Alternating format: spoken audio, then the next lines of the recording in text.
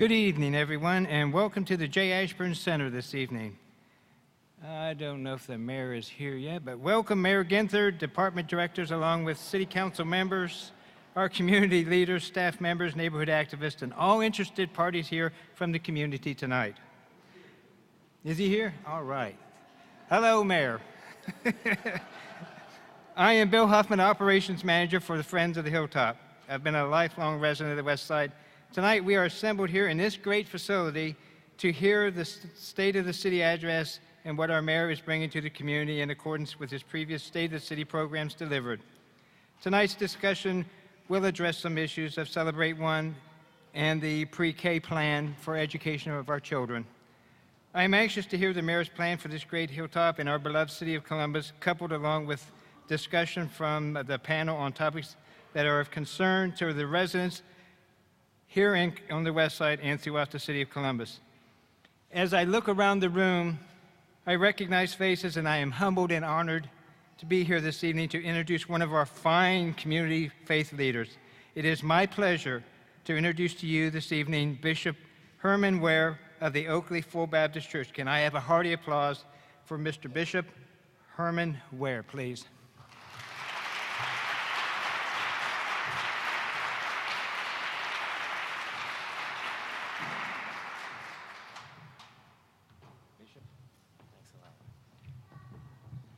I'll keep the jokes going by saying this prayer won't take very long. Let us pray. God, we thank you for this day. We thank you for being able to come out and talk. We become a nation that doesn't talk, which means we're a nation that doesn't listen. So we thank you, Lord, for the leadership of our mayor over this beloved city. We thank you for our city councilmen, Lord God, and we thank you for our panelists on tonight.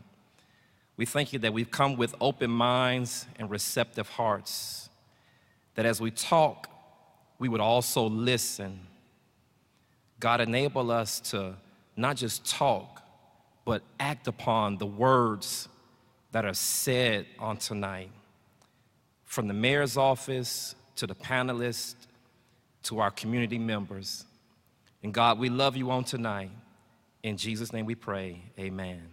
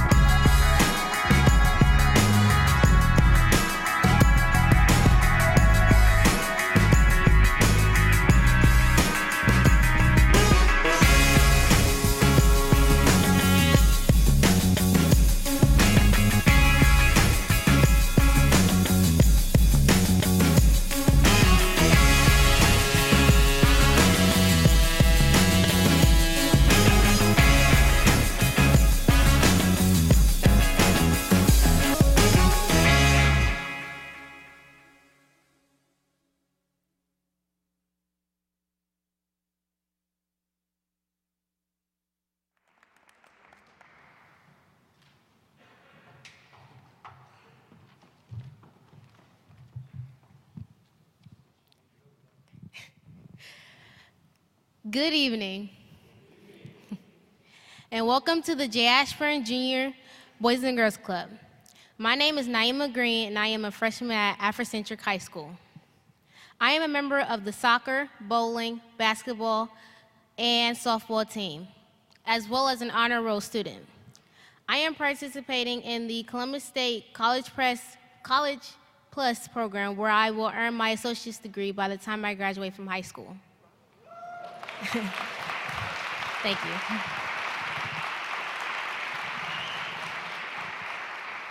But what I am most proud of is my participation with the Boys and Girls Clubs of Columbus.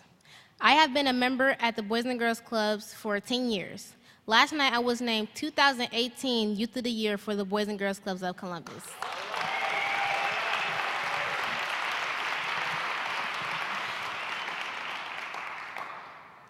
And I will have the opportunity to represent our community over the next year.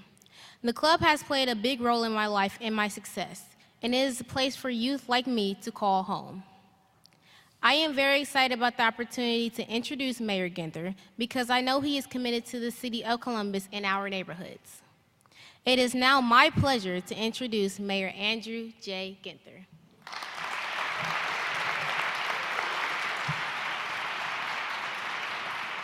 Great job. Great job. Thank you.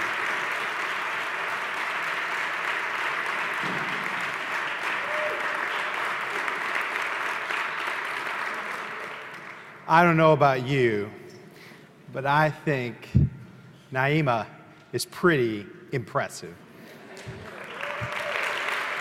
And congratulations. Naima was just named the 2018 Youth of the Year. Naima, thank you. And is Naima's family here? Any family or friends of Naima's here? Let's give them a round of applause.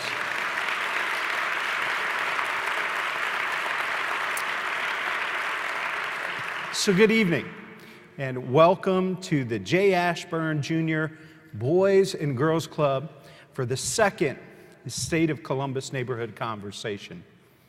Thanks to the West High School ROTC for posting of the colors.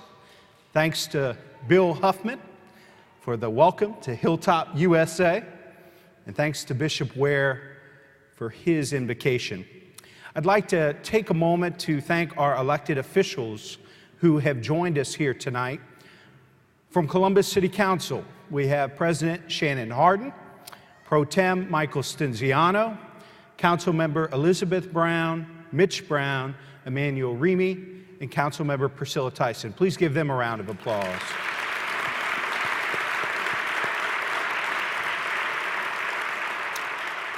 We also have our new city auditor, Megan Kilgore, and State Senator Charlita Tavares. Please give them a round of applause. And now the most dangerous part of the night. Are there any other elected officials in the room that I have missed that I should acknowledge? I'd like to thank our friends at the Boys and Girls Club for hosting us tonight. They are one of the great assets of pride and community here on the Hilltop. I'd also like to thank my cabinet and my staff for putting together a different approach to the traditional State of the City address. I would specifically like to thank our director of CelebrateOne, Erica Clark-Jones,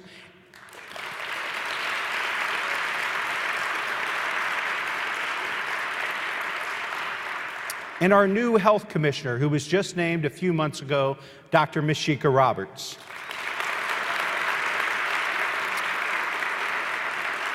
And I'd like to thank each of you for coming out, and all of those that are joining us via live stream this evening.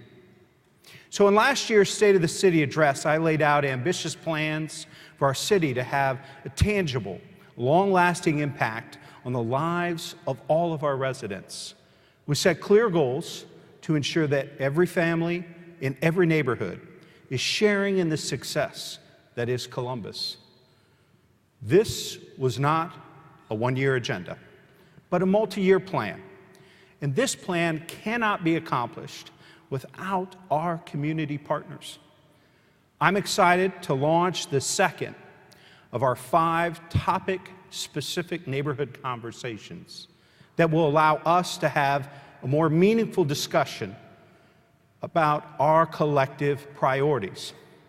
We will discuss what is working well and explore where there are opportunities for us to do even more together. Tonight, we will focus on CelebrateOne, public health, and the opiate addiction crisis, because each of these topics play a role in helping us build a vibrant, strong neighborhoods throughout our city and create a city where every person, where they have the opportunity to succeed. While there is much to be done, we've had some early wins getting us closer to reaching our goal of getting more babies to their first birthdays and beyond. Because of this community's effort, we have reduced sleep-related deaths by 50% since last year.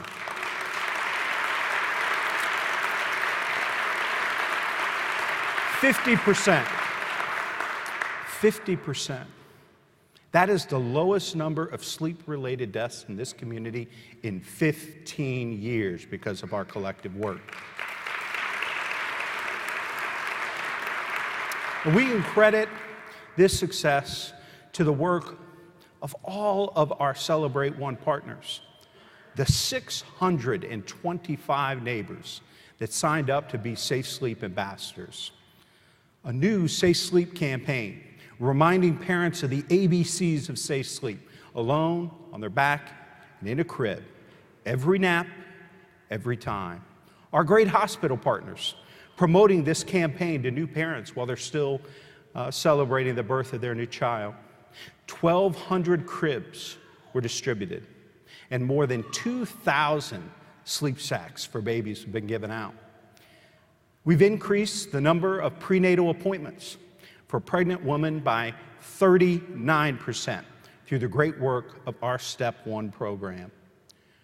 We know that prenatal care reduces the risk of pregnancy complications and helps identify potential risks to the baby and to the mother. Ask Francesca Naranjo about prenatal care. Francesca is a graduate of the CelebrateOne Connector Corps program. She now works at Step 1, scheduling prenatal visits and following up with expectant moms. Francesca knows firsthand about prenatal care. With her first pregnancy, she had serious complications that led to her giving birth 2 months early. But regular care and a solid support system helped her and her daughter, now 4, manage the preterm birth. That's the story Francesca tells the moms-to-be that she schedules appointments for and that she works with. She also tells them that she gave birth to a second child just a few months ago, carrying him to full term. Francesca is here with us tonight. Will you stand and be recognized?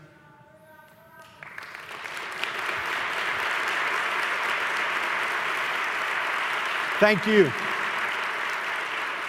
Thank you, Francesca, for what you do in this community every day. So we continue to build momentum with a significant financial investment from our community, from across the community. We received an almost $1 million grant from the Ohio Housing Finance Agency to help homeless women find stable housing during their pregnancy. A few weeks ago, we were notified of a $3.3 million grant in state funding to help continue to expand our CelebrateOne work. Corporations and foundations have stepped up too, including our earliest adopter, United Health Foundation, with $1.7 million that started our work with our community health connectors. The Crane Group, together with the members of the Crane family Foundation, recently announced a $700,000 investment in CelebrateOne to go to the Community Connector Corps program and to its partner, our partner in this incredible work, Moms2Be. We've also had significant individual contributions too. Rod Swain, can you stand up, please?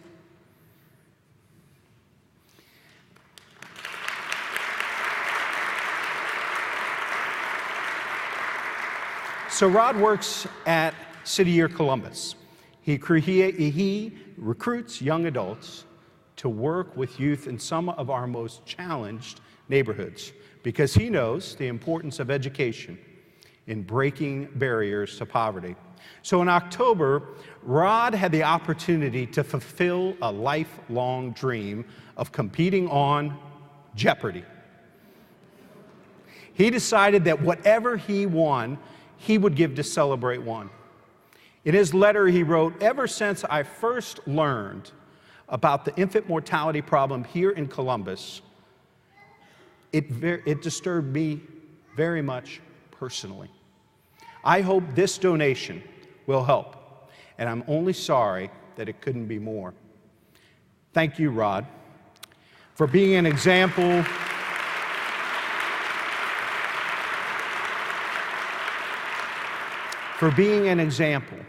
of how everyone has a role to play. I say it often, not any one of us can do everything, but all of us have a role to play in moving our community forward.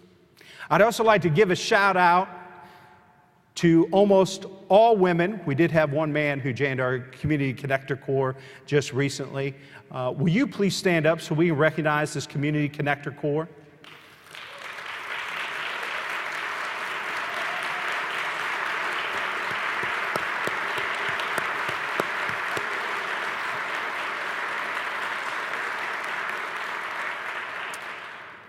These amazing neighbors of ours are our boots on the ground in neighborhoods across the city, connecting moms-to-be with services that they might not otherwise have been aware of. And I know they go through extensive training to do this work well. We are grateful to all of you. Your work is making a difference in the lives of children and families in this community. We still have a long way to go. But Francesca, Rob, all of our Community Corps graduates, these are our neighbors doing extraordinary things to help our babies make it to their first birthdays and thrive in their earliest years of life. The Department of Public Health does some pretty extraordinary things as well. Much of the department's work coincides with the work being done by CelebrateOne. The Women's Health and Wellness Center reached more women, partners, and teens than ever before with a variety of options for birth control and pregnancy screening, including a pilot program with Columbus City Schools. Of course, public health does much more. Just last year, we administered 30,000 immunizations to protect residents in Columbus from vaccine-preventable diseases. Over 3,000 of these vaccinations were administered during 99 different community-based clinics. We licensed more than 7,700 restaurants. We conducted 640 school safety inspections. Columbus Public Health has also been instrumental in our fight against opioid addiction. We know that the addiction crisis is hitting our community particularly hard. And we know that the Hilltop neighborhood has been suffering greatly from its effects. Last week at our neighborhood conversation, many there tied the drug trade to violence and the deterioration of our neighborhoods. The ravages of the opioid crisis reaches all corners of our city, from families to schools to businesses. Last summer, we released the Opioid Action Plan, are now in the process of implementing it under the great leadership of our city attorney, Zach Klein. It includes multi-agency programs to prevent opiate abuse and addiction, reduce the number of opiate-related deaths, expand access for treatment, and improve the safety of our community. We need partners in all of this important work. And tonight, you'll hear from people and organizations who are helping us reach our goals. Before I introduce our panelists, let me tell you a little bit about how this evening will work. For the next 30 minutes or so, I'm going to ask the panel some questions, and then it's your turn. You should all have a card on your seat. If you have a question, fill out the card. We'll gather the questions and get to as many of them as we can. And if you're watching from home, please post a question online, and we'll try to get to as many questions as we can. We probably won't get to every one of them, but if you include your contact information, email, phone number, we will make sure to follow up with you to get you good information. Now, let me introduce you to our outstanding panel this evening. Dr. Laura S.B. Bell, the Emergency Medicine Physician and Medical Director of Community Partnerships at Grant Medical Center, Ohio Health. Dr. Pat Gabby, the founder of Moms to Be. Sean Holt, CEO of Maryhaven. Jay McAllister, Chair of the Greater Hilltop Area Commission. Al Oboyawana, District Executive Director of YMCA. And Dr. Dana Valangian, CEO, Lower Lights Christian Health Center. Let's get started.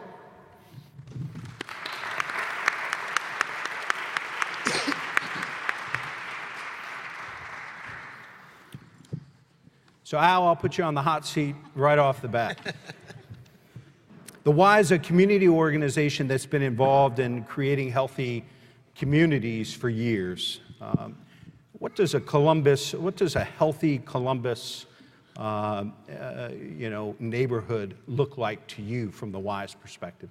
No, perfect. Thank you for that question, Mayor, and thank you everybody for attending. I think to me and through my work at the Y, it looks like active and engaged adults, obviously safe neighborhoods, youth that have the opportunity to reach their full potential. I think that's very important. We often at the Y talk about there are no at-risk kids. Every kid is a child of promise, and I think we have to do that, as well as community partners and leaders working together. I think, Sean, from your standpoint at Maryhaven, and where you sit in the work that you do in neighborhoods throughout this community, give us your take. How do you define a healthy community? What's that look like to you? Well, thank you, Mayor. Healthy community to me and us at Maryhaven, unfortunately, there's still a great deal of stigma related to the opiate epidemic. And I think there's a lot of people in our community who continue to hurt and are ashamed to get treatment. Mm-hmm. Last year, we provided services to over 11,000 people. 80% of those people were addicted to opiates. Mm-hmm. And so a healthy community to us looks like reducing the stigma that's related to getting treatment and feeling like we live in a community where people do care and we're not going to give up on you. Jay is a West Side community and neighborhood leader who is so involved in so many different things that take place. What else can you add to this? What are your neighbors and the folks that you work with and represent? How do they define a healthy community? What else can we be doing as a community to address health and wellness on the West Side? I believe that they all want a safe home, someplace where they can raise their kids without being in fear. They want a clean neighborhood. They want it to be crime-free, and a lot of that relates right back to the opioid epidemic, because that's what takes away from a good deal of that. So, Dr. Dana, for those of you, there may be some folks here tonight. I was lucky enough to do a tour and spend some time with you last year and to find out more about what Lower Lights Christian Health Center is doing and what you're doing to improve the health of patients and families in Franklinton and the Hilltop. Talk a little bit about what you and Lower Lights is doing here. Sure, thank you, my pleasure, and thank you and good evening to everyone.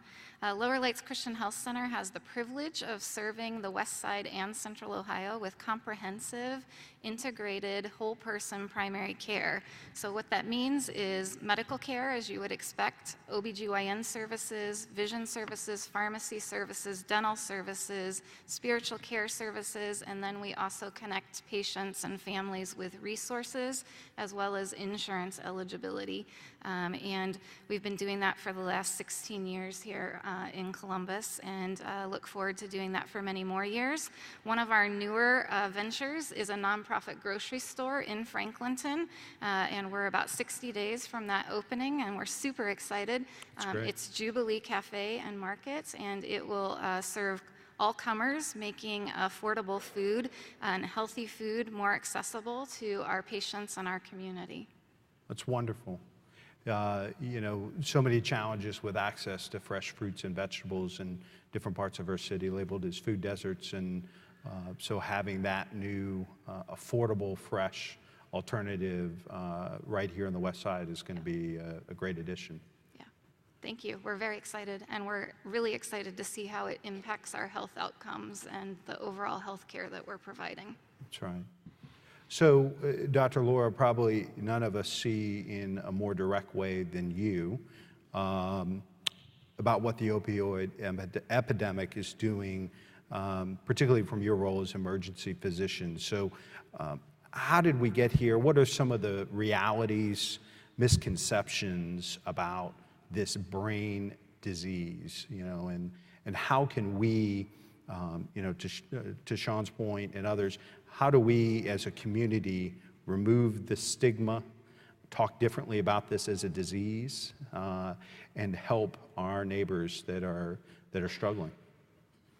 Well, I think it's important to understand is that opiates affects everyone, and it used to be an issue that was only related to the poor or to low-income populations or to people who were unemployed or people who didn't have any education. But now it's transitioning, and it's now affecting our entire society. It's on the east side of Columbus, it's on the west side of Columbus, and extends all the way to Powell and Dublin.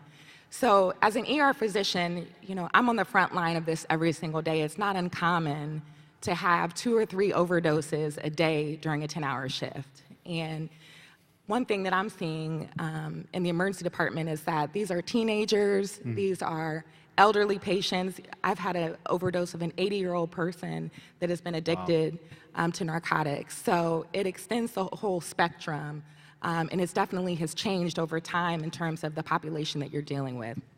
I believe it started with prescription drugs. So typically what happens is you have a patient that had surgery or a patient that had some acute pain or a chronic illness, and they get started on pain medication. So it starts off as a prescription from a physician. Over time, that transitions to an addiction, and from there, they then transition over to heroin once those resources run out. Now, that's just one scenario. So that's typically how it starts. Usually, if you ask, and some of the studies have shown that greater than 80% of heroin addicts started with a prescription from a physician, and they just transition over time. Just to put this in perspective in terms of numbers, every 2 hours and 11 minutes, a person in Ohio will die of an overdose. That is about 11 patients per day. So if you think about it, we're all affected in this room. It doesn't matter where you live, what your background is, where you came from. You either know someone or someone in your family or a friend has been affected by this. So I know everybody up here deals with or has been impacted by the opioid epidemic, the crisis, you know, whether it's destabilizing families and neighborhoods, having a negative impact on families, violence that impact negative outcomes for pregnancies, for treatment. Talk a little bit about what you're doing and, you know, where you see some opportunities for us as a community. I think the governor and others have shown some great leadership around prescribing and other things, but, you know, is it, you know, the Opioid Action Plan, additional treatment? I know Mary Haven just opened up a new center on the south side. Talk a little bit about the things that you're interacting. Maybe we start with Sean. The new stabilization center, I mean, I don't think anyone was prepared for this. We get it all the time. The opioid epidemic has been around for a long time.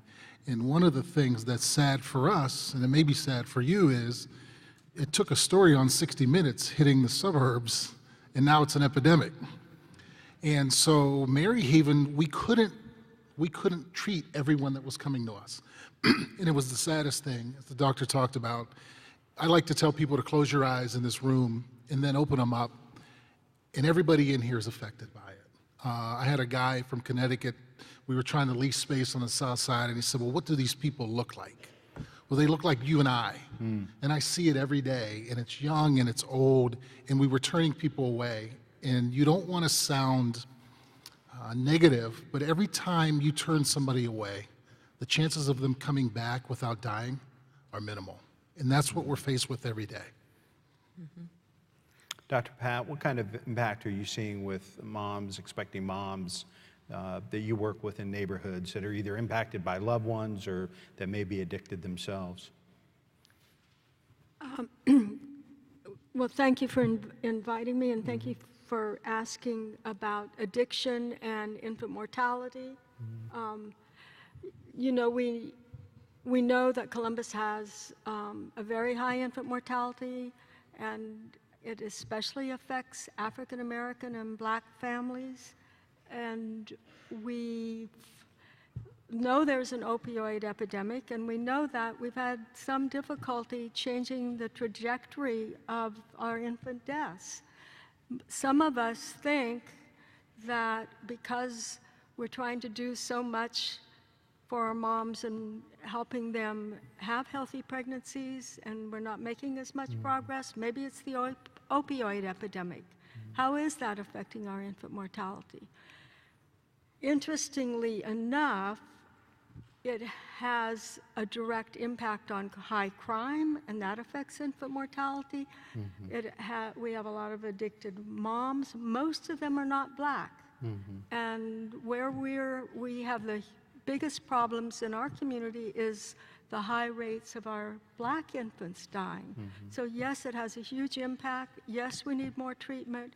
We need more treatment for pregnant women, but it's just a slice of the issue that we have here in terms of our infant mortality issues. I think that Jay and Al, you work with and see families and kids every day that are impacted by this. What are our kids and families sharing with us, and is there insight into other unmet needs for children and families that are being impacted by this? Well, I think we're all impacted by the crime rate that is it's probably more than 75% related directly to the opioid epidemic. If you see a prostitute, there's going to be a drug house nearby. If your car gets broken into, you can bet that they're using whatever they stole to go buy drugs.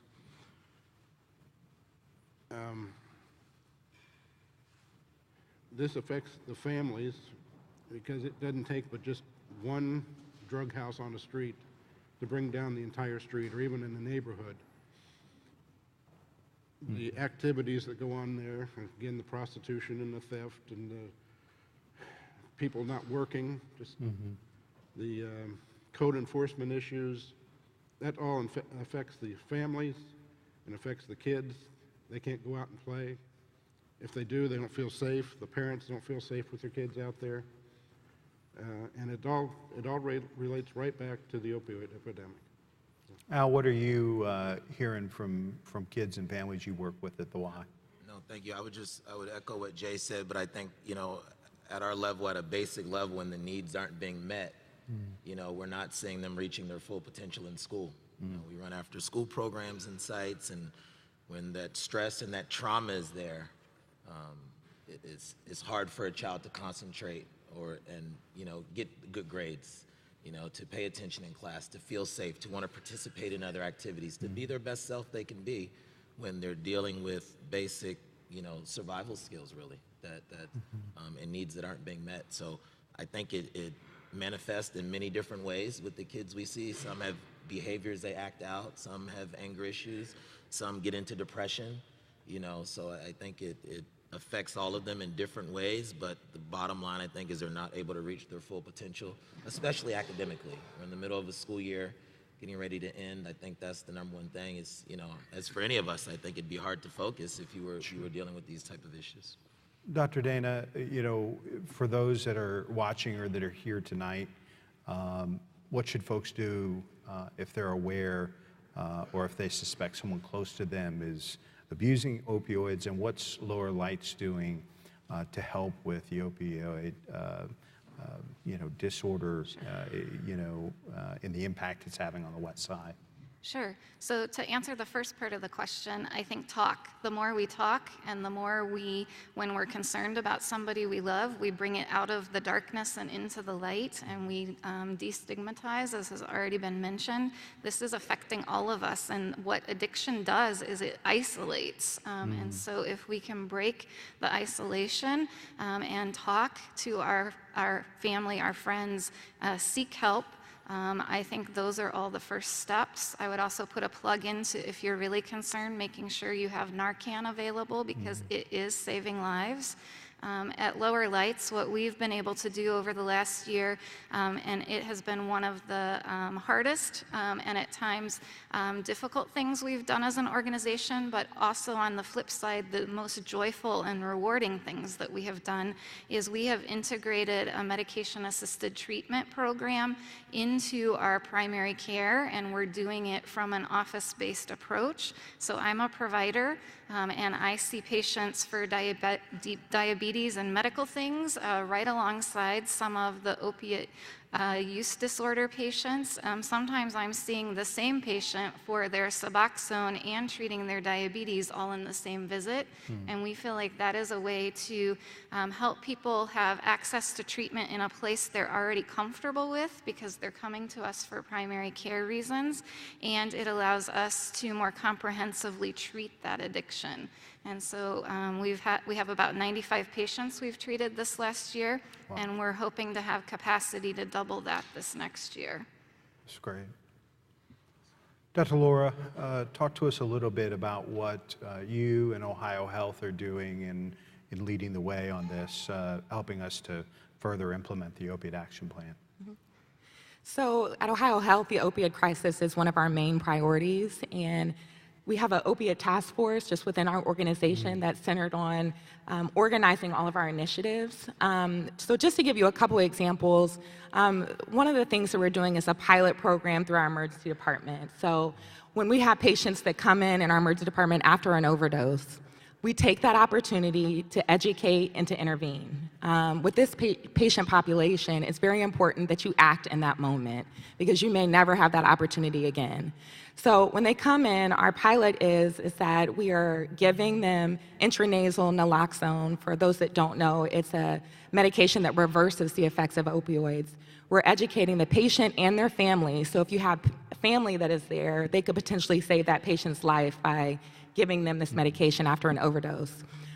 We also work very closely with the REACT team, which is in conjunction with Southeast Mental Health, and also with the Columbus Division of Fire.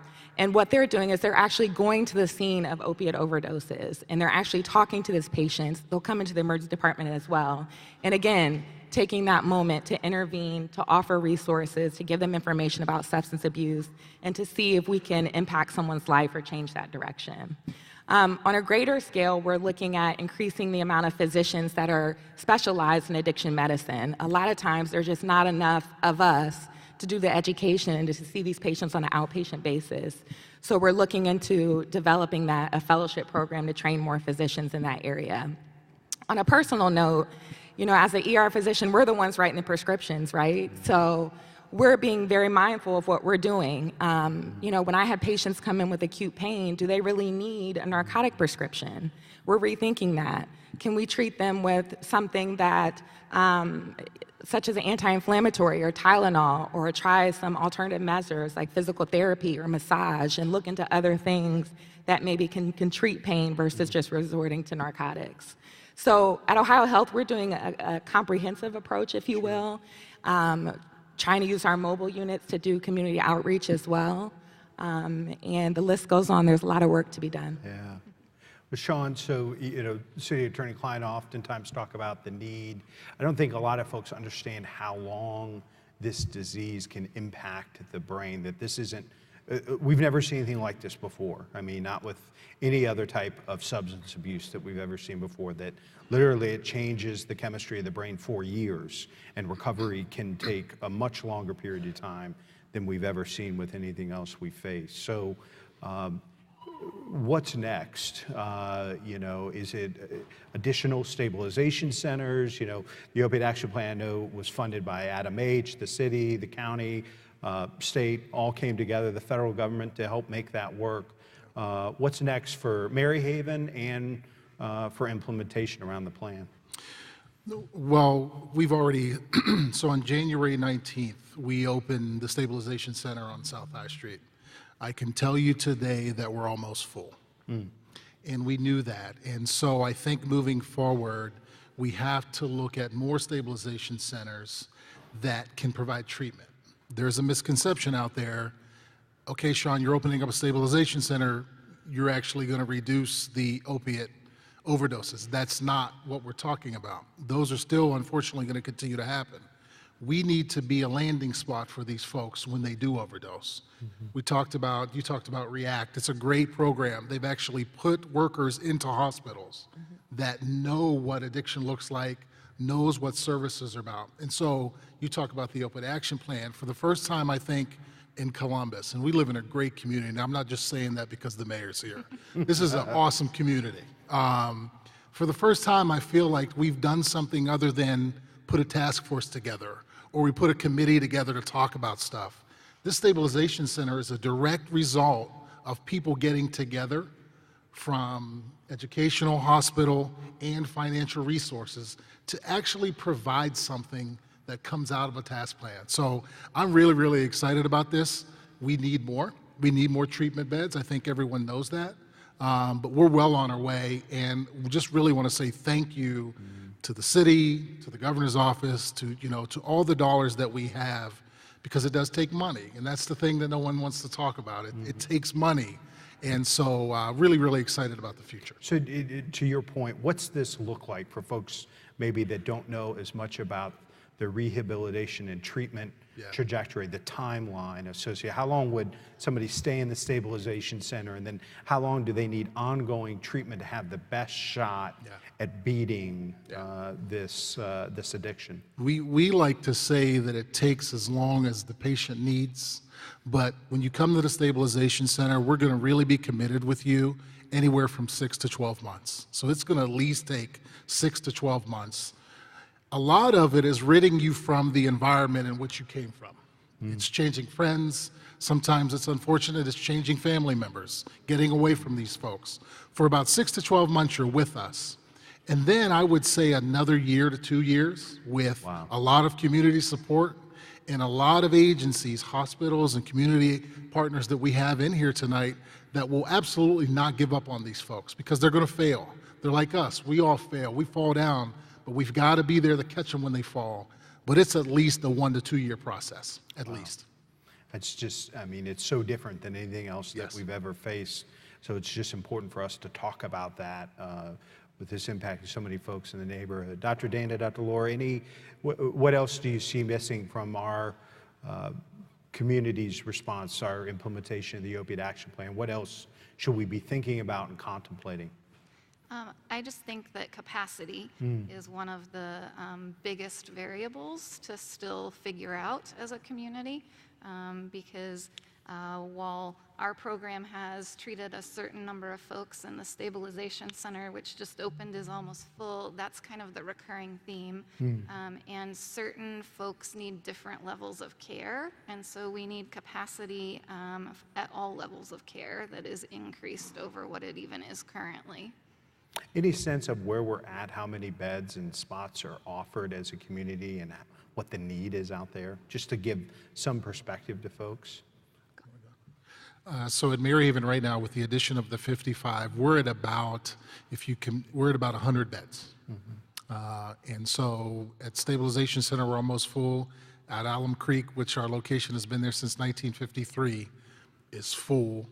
And so, that's our capacity, along with the outpatient stuff, but we have 100 beds offer.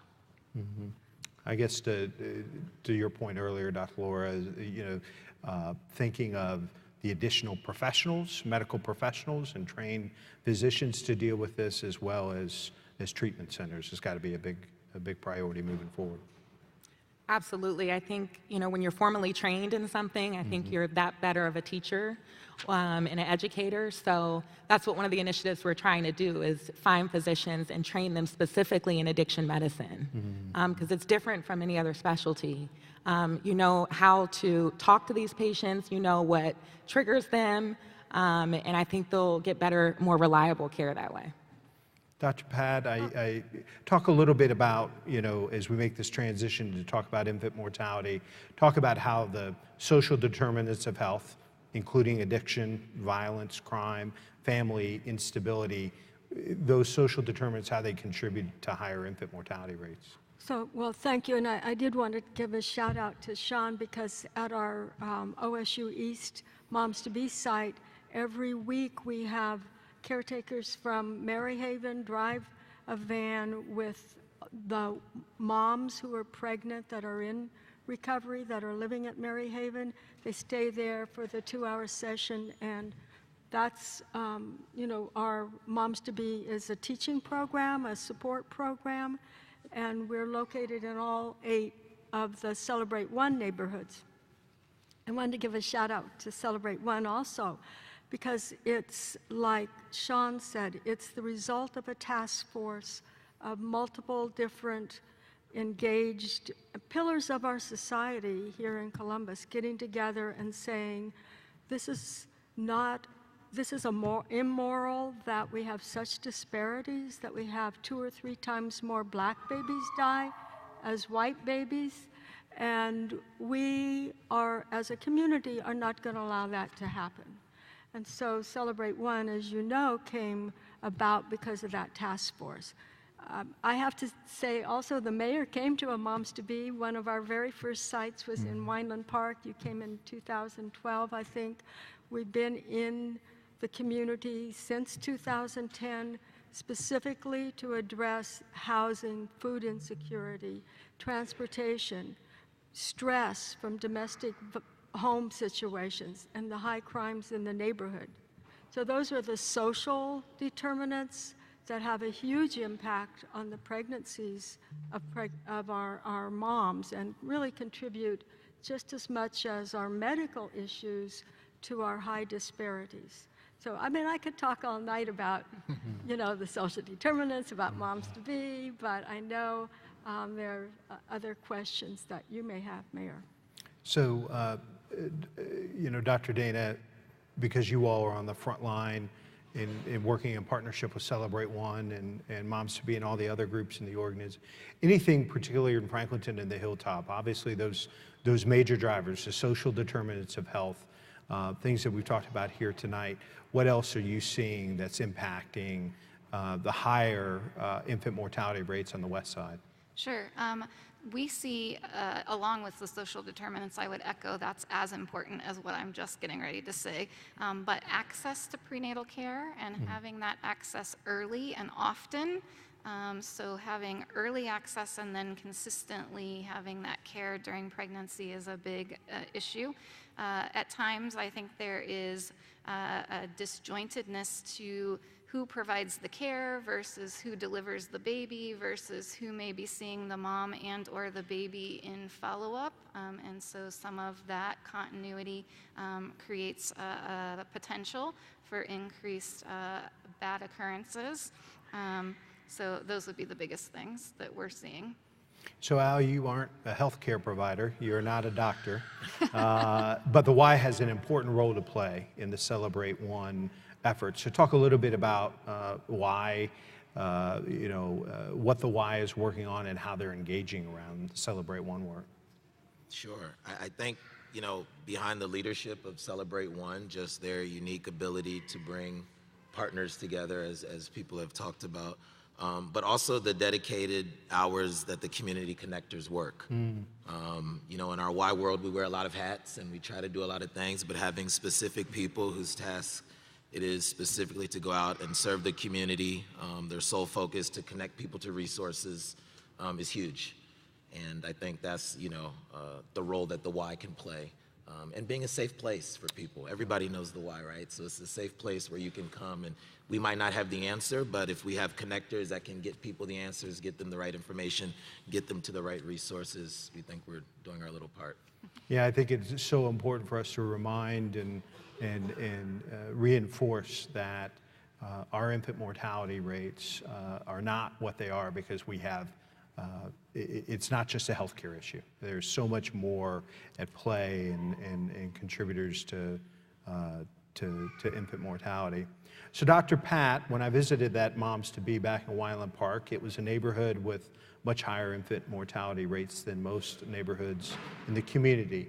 It is now not, very proudly, a CelebrateOne neighborhood because of Moms-to-Be and the great work done there. You mentioned how you're working with other neighborhoods throughout the city, including Franklinton and the Hilltop, the South Side, Linden, and all 8 of our CelebrateOne neighborhoods. How'd you do it in Wyland Park? How did you do it in Wyland Park? And how can the community get engaged with Moms-to-Be's work in these other neighborhoods?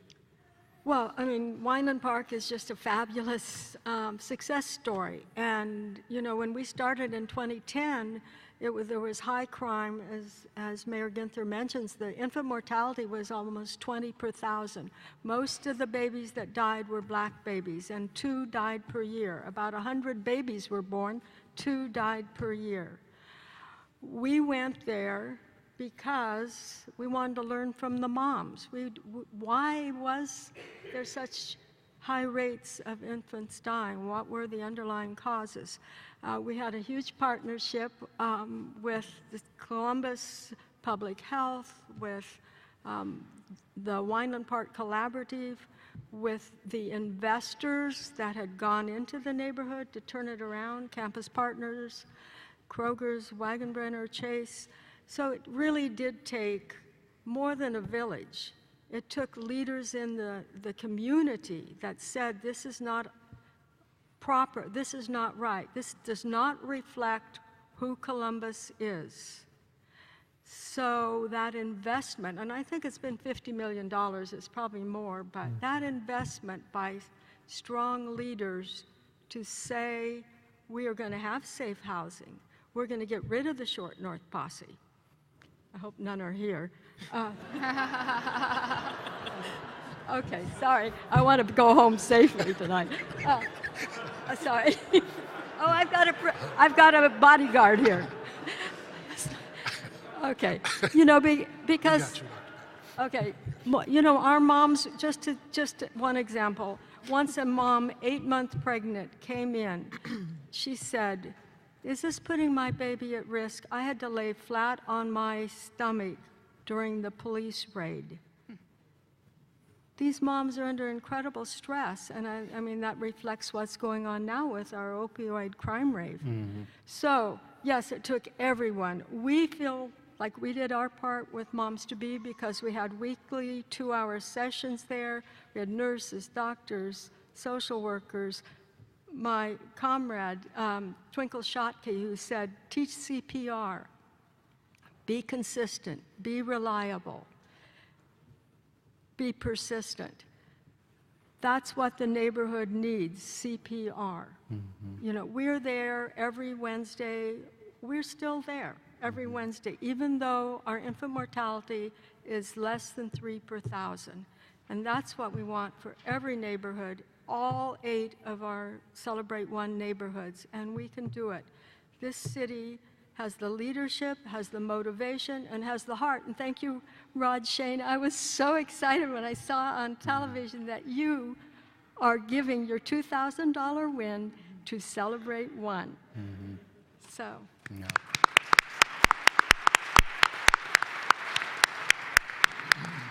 So we've talked a lot about what we're collectively doing together, but you know, I'd like to pose a question maybe to Dr. Lauren, Dr. Dana, about what's the role of public health, Columbus Public Health and the public health world in addressing these issues of infant mortality and opioid addiction. From your perspective, what should public health be doing to support this work? Well, I think it's important to take our services to the community, to where people live. You know, it's really difficult to expect patients to just come to our hospitals or come to our clinics. Instead, we have to take our services to their communities. They have to be able to walk out of their door, walk down the street, around the corner, and be able to have services available to them. We found that several patients in Columbus, I mean, it's more of a global issue, but are utilizing the emergency departments for primary care services. I see that very frequently. So what we've been doing is, through Ohio Health, we've been sending mobile units. We have one that's at the Hilltop that works with the YMCA. And we go to that community, we provide primary care services, we provide wellness checks, we help manage chronic illnesses, hypertension, diabetes, and we take it to their community. Another thing we focus on is substance abuse. We have a social worker that's available to provide resources to help families with food insecurity and employment issues. So it's more of a well-rounded approach to the families. We also have our mobile unit that focus on women's health, and Sana Booker is here tonight. And what we do with that is we're focusing on the infant mortality as well, is following that patient through her pregnancy, making sure she has prenatal care, making sure her entire family is cared for. So I think that's from a public health standpoint, we have to take our services to the communities where people need them. Dr. Dana? Sure. From a Columbus Public Health standpoint, they have been a tremendous partner for us and for, I think, all of us who provide health care in this community.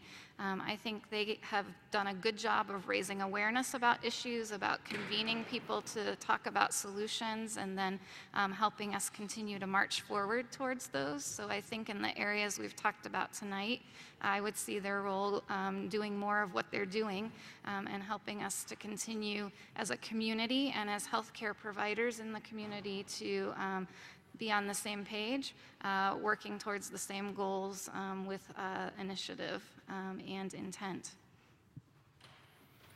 So we launched last fall based on roundtables that some of you participated in around the community with law enforcement, safe director, and others, this comprehensive neighborhood safety strategy that really focuses on dealing with the spike in homicides and violence in our neighborhoods in a much more comprehensive way.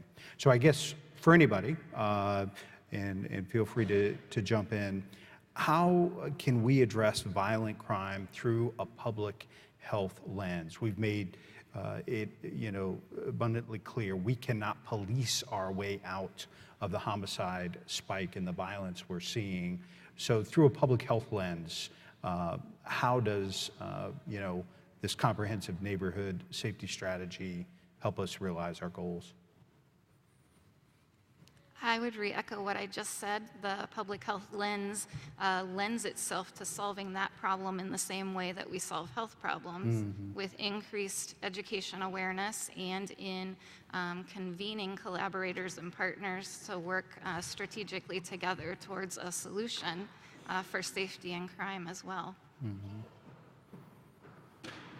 Dr. Pat? Well, I'd just like to go back to Wineland Park because, the crime rate did go down there considerably. But one of the important things that we've shown in Wineland Park is that the kindergarten readiness of our children in Wineland Park is one of the highest in Columbus. 71% of the kindergartners this year were ready for kindergarten.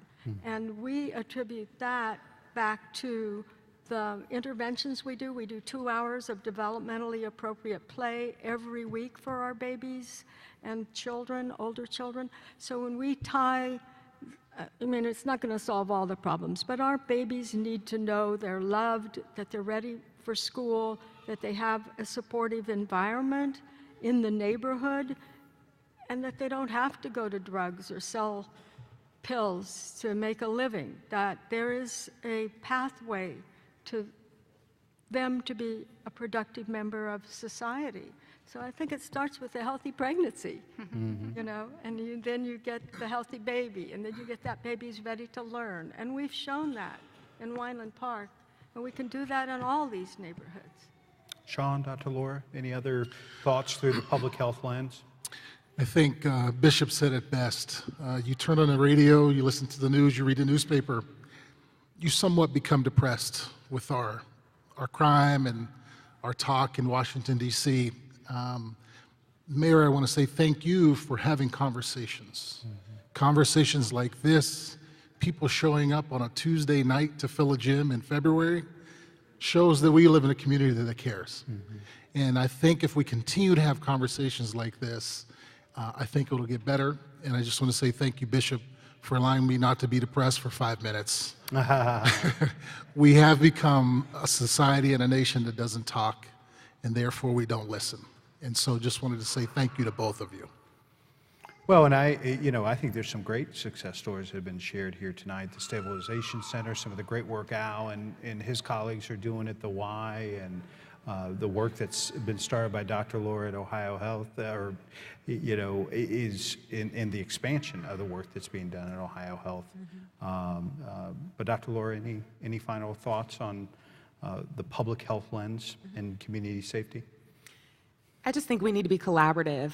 I think that we all need to sit at the table, roll up our sleeves, and all come up with a plan to address some of these things.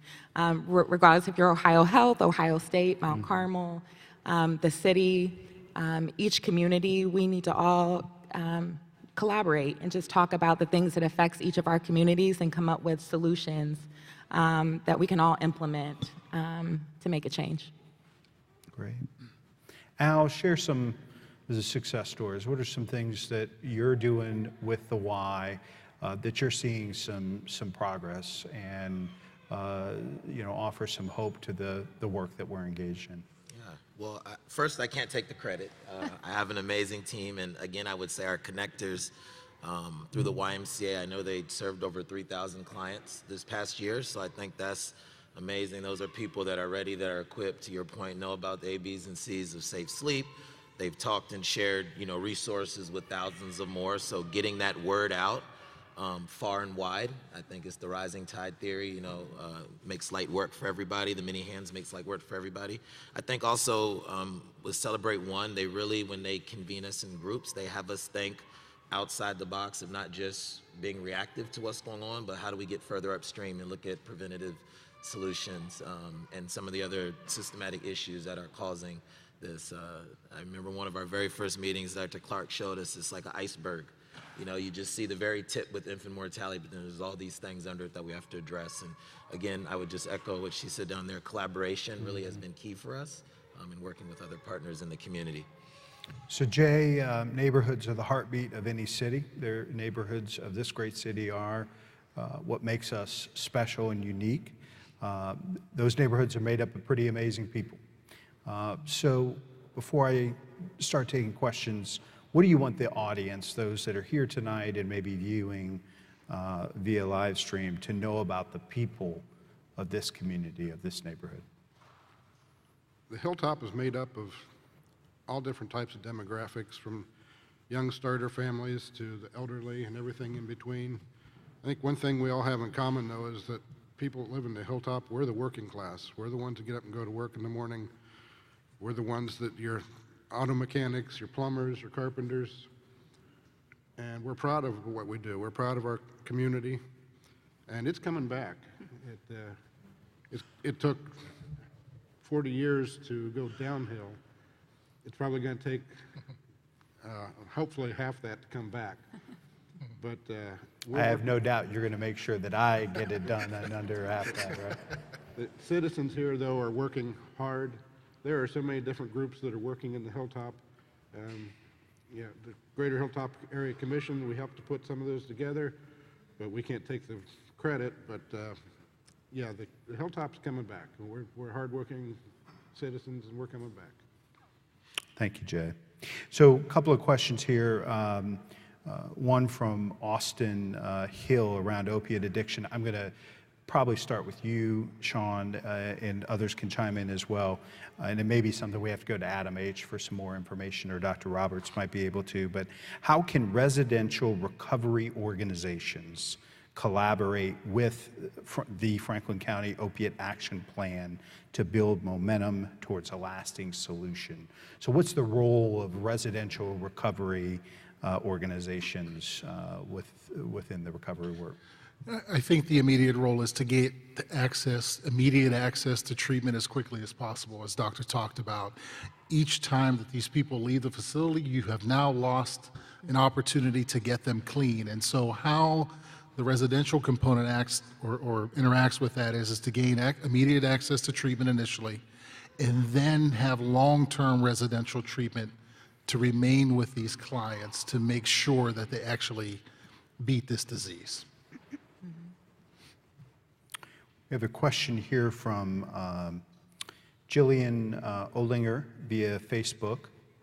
To Al's point of children not being able to succeed in school when dealing with the traumas of addiction in the home or community, are there resources, counselors for children being made available in school and after school to help children navigate and process these stressors? What type of services do you offer at the Y for children and families who are dealing with this?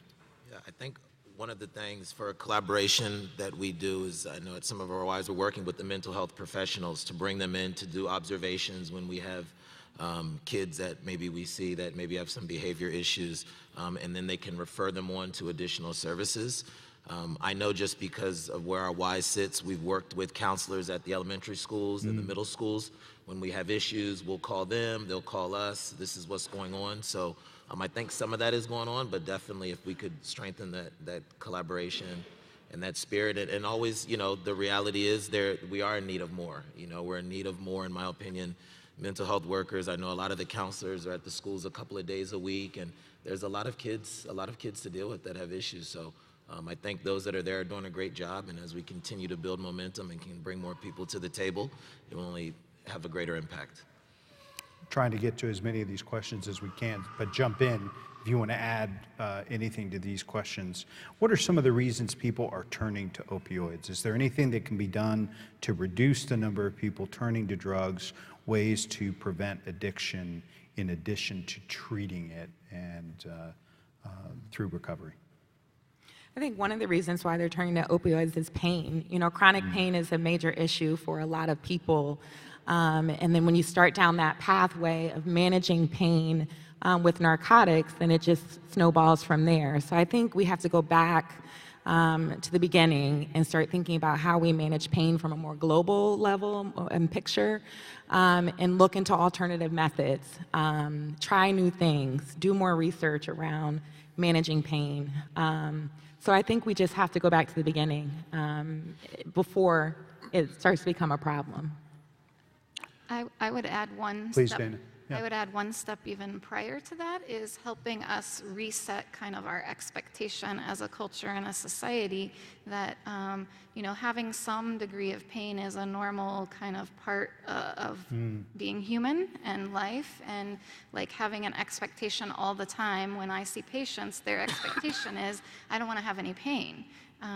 Well, sometimes we can't get rid of the pain, and sometimes the pain is there for a valid reason, and we need to not be shooting for no pain. We need to be shooting for management of that, or amelioration or lessening of it. If I can just add, Mayor, that I think the other aspect that we need to pay greater attention to is prevention. We need to be camping out at YMCAs and the Ys and the Boys and Girls Clubs and schools, talking to kids about the effects of drugs and alcohol. It's not the DARE program, it's much more in depth than that. We need to educate these kids and show them real life examples of what can happen with your life. So greater need for prevention. And I think sometimes that's where we're falling down. Jay, I think you wanted to chime in. Yeah, Sean mentioned prevention. I think a big part of it too, at least for young people, is a breakdown of the family unit. Kids will turn to drugs or gangs looking for ways to fit in. Something to belong to. Yeah. Yeah, and they won't find the right ways unless there's a good family backing them up. I just wanted to say, too, I think it's important to talk to our children and educate our communities. And, studies have been shown that If a child is talked to about drugs by a parent or a trusted adult, that they're 50% less likely to abuse drugs. So we need to get into the schools, we need to talk to our children, we need to talk to their friends, and just do more direct outreach to the next generation. So a question, and I think this is also a challenge to us, Sean, all of us. So I guess two things, and maybe our medical professionals can offer some insight too. When a patient survives an overdose, what immediate interventions and treatment is provided to avoid another overdose? Maybe what is available and what should be done? And then to Drew Bagley's question here, when will there be a stabilization center on the west side to address the opiate problem? I think we clearly understand where Drew's coming from. Sure. Well, the good news is we've already started to strategically think about where we put the next stabilization center. And if you look in Columbus, the two major zip codes is 43207, which is on the south side, where all the overdoses are happening, and then the second most are on the west side. Yeah. And so it just makes sense to the doctor's point earlier, access to treatment is really key. And if you don't have to go far or take 3 buses to get there, I think the success rates are better. I think the stabilization center on what happens now, and I think this is attributed to the great work that the action plan created. When a person was saved by naloxone about a month ago, they went to the emergency room. The emergency room tried to treat them, and they said they wouldn't want treated or they didn't want it, and they left the emergency room. You've seen case by case on the news. That client then went out in the parking lot and overdosed again. So now what we do is when they hit the hospital, those REACT workers, they transport them to the stabilization center, and immediate treatment begins the minute they hit the door. And we've got workers in there, a lot of times there are advocates that are there with them that have also are conquering the disease, that are talking to them about the treatment and the services that are available to them to make them more likely to succeed. You raise an important point that we haven't talked about tonight, and that is the amount of folks that are first responders, our police officers and firefighters, how much naloxone they have administered, how many lives they have saved. Sometimes, though, it's the same folks over and over and over again, and then those police officers and firefighters aren't responding to other calls for service in our community as quickly as they could otherwise, based on the resources that are available. And so really, as Klein always talks about, going from saving lives to changing lives, to have those first responders responding to calls for service and not addiction and public health issues. Yeah. Dr. Laura, anything? Yeah, when you were speaking, I was thinking about the fact that there have been shifts where I had a patient come in as an opiate overdose in the morning, and the same patient came in 6 hours later as a second opiate overdose in the afternoon. So the EMS, the first responders are amazing. They react quickly. They know exactly what to do. Sometimes patients can be agitated or not want to come to the emergency department, and they definitely play a great role in speaking to them and getting them exactly where they need and the resources that will help them. So I can't thank the first responders enough for what they do to get the patients to us so that we can give them the resources. It just makes all the difference in the world. You know, I should say a word about the pregnant woman. We also need more access for the medical treatment to allow them to withdraw or to be treated, not withdraw, so that baby is not at risk. And we do need much more access for the pregnant, addicted mother, because sometimes that is the sentinel event that turns her around towards more long-term being drug-free, because she's got a baby and she wants to nurse and raise it productively. I've got 2 more questions and I think 3 minutes. So we'll go rapid response here, and I'll go to Jay first. I think Sean talked a little bit about this, but this is from David Sawyer. Is there a hotspot geographical area for the opiate overdose emergency on the Hilltop and west side of Columbus. And I think you said '07, Sean, on the south side, and then what was the other zip on the west side? It's can't remember the zip, but it's definitely right here. In the middle of the hilltop? Yeah. Are there parts of the hilltop that you think have been disproportionately impacted? Yeah, there's at least two that come to mind. The Sullivan Avenue corridor used to be limited to far west or far east of Hague Avenue, and it has worked its way all the way to Georgesville Road, and that is absolutely one of the main corridors. Also, I believe the Wedgwood community is highly impacted by the opioid crisis.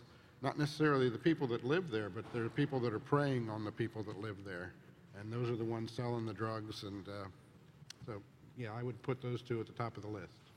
And a final question from Nathaniel Jordan, I'll pose to both Al and Dr. Pat. We've talked a lot about reducing infant mortality and the interaction, the intervention, and the work we're doing with women. What are we doing with men? What are we doing with the dads? And how can they contribute to reducing infant mortality rates? Well, I'm so glad you asked that question because, we've had moms to be for 10 years almost. And for the first 8 years, we tried to get a good dads program because they are key. If we could get every dad involved with every pregnant mom, we would have much healthier babies and outcomes. They'd help with the rent, they'd help take the mom to get her groceries, to get her laundry done. They would give emotional support. So the more we can do to tell these men how valuable they are, the better outcomes we'll have. And we have a great partnership now with the Urban League and Action for Children, and we have a dad's program at Moms to Be. We've had almost several hundred dads involved. So you are so right. It is essential to get dads involved. Al? I would just echo that. I think working with fatherhood initiative programs so that they're understanding. We find that a lot of them maybe didn't have a father growing up in their own home, so it's not something that is coming natural to them. So giving them those resources through the groups, again, collaborative spirit through the groups that are doing fatherhood initiatives is important and key. And what we see at least is a lot of them want to be active, they want to be involved, they want to be a part. It's just giving them the tools to know how to do that successfully. Will you join me in helping to thank our panelists for their participation here tonight?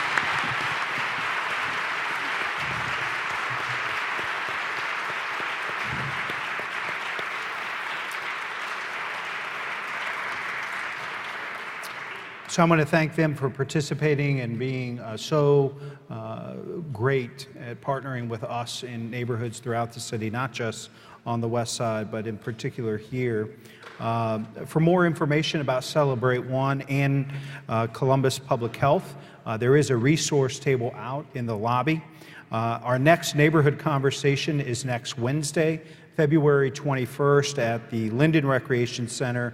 We'll be covering two more important topics there, the work of recreation and parks and education, and continuing to build strong neighborhoods. Tonight we do have some special guests from the Hilltop who have been important in our efforts in high-quality early childhood education.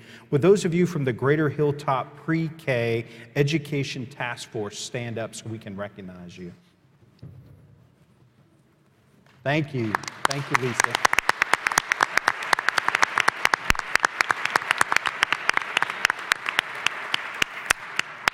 That important work is going to help us double the number of young people on the Hilltop to attend high-quality pre-K by 2020, and your plan and your work is outstanding. We are grateful for everyone that submitted questions. If there are any others online or here tonight, please make sure we get them with contact information that we can follow up with. And now for our final benediction, it is now my pleasure to introduce Pastor Mike Portofie.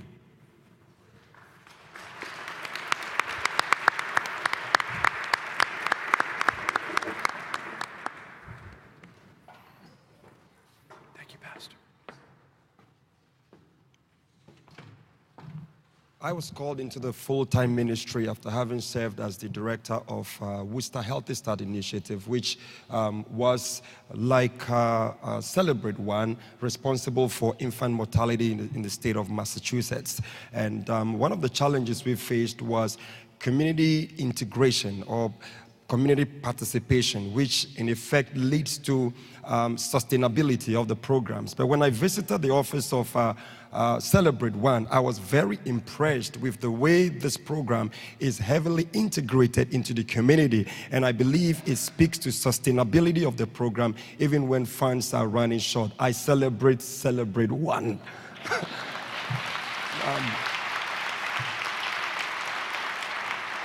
On that note, I'd like to say a short prayer for all of us as we get ready to go. Gracious God, we thank you for this moment. Thank you for a beautiful city like this. Thank you for governmental structures, leadership, and all the social, economic, and educational institutions that are working seamlessly to ensure that this city is a tolerant city, a place open for all to come and have great families, great education, and a great destiny. We thank you for the leadership, outstanding leadership of our mayor and all of the leaders that are working with him around the clock. Thank you for the unquestionable commitment to ensuring that this city is free from the challenge of infant mortality and drug overdose. Thank you for the amazing results that we are already seeing, oh God. We have every confidence that you who have begun a good work in this city, you will bring it to an ultimate end. Lord, we pray for families that have lost their babies in the first year, families that have lost loved ones to drug overdose. We pray that you will comfort. We pray you will strengthen. We pray you would uphold. You are our sustainer. You are our restorer. Restore, strengthen, and hold this community and all the families together. And above all, we ask, oh God, that Jesus, may your light shine in this city. For if your light shines, the darkness of infant mortality and Lord, drug overdose will be dealt with. Let your light shine in the community, and let us see that, Lord, you are reigning in our midst and you are ruling in the affairs of men. Thank you for the community conversations. Thank you for the wonderful dialogue that is going on, and for all the wisdom that we are learning and gleaning and implementing together. Continue to be with us. And now we pray that your grace will be our portion, even now and forevermore.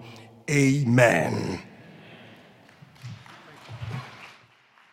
This concludes our program. Thank you for attending the 2018 State of Our City Neighborhood Conversation.